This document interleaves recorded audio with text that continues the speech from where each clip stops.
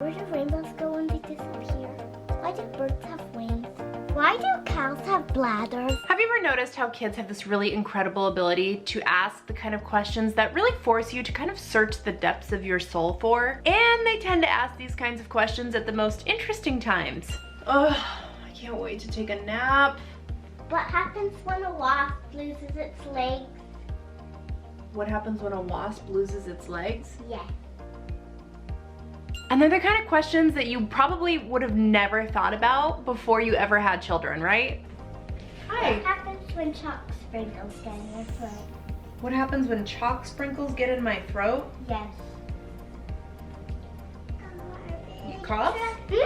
Like, where do they come up with this stuff? I'm gonna go out on a limb here and say that I'm pretty confident that my 6-year-old spends as much time coming up with questions as somebody who works a full-time job. I'm just saying. Mom, Yeah? why do flowers have to die? That's actually a really good question.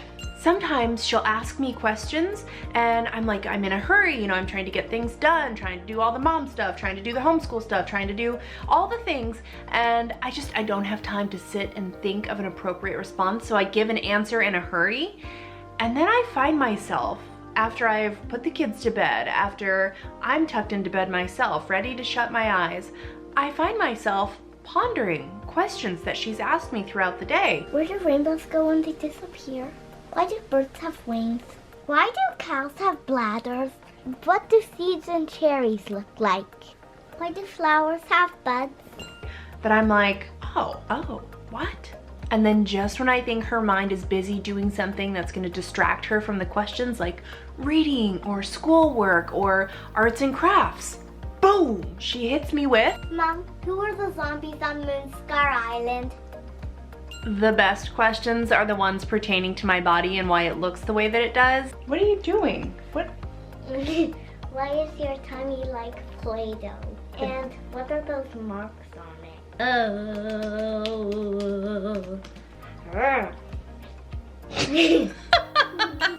It looks the way that it does, sis, because I grew 3 human beings inside of me and stretched farther than I thought was ever humanly possible. Why did your boobies used to leak? The endless questions are exhausting. Hi, Hi. what's up? Are fairies real? Fairies? Yes.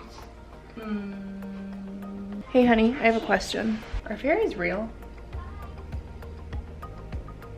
But in a really weird way, I'm kind of grateful for the questions because it forces me to think on my toes, exercise those critical thinking skills that I may have otherwise left behind in college, and her questions remind me to stay curious about the world around me. Which is better, fairies or pixies? Well, that's a subjective question. What's a subjective?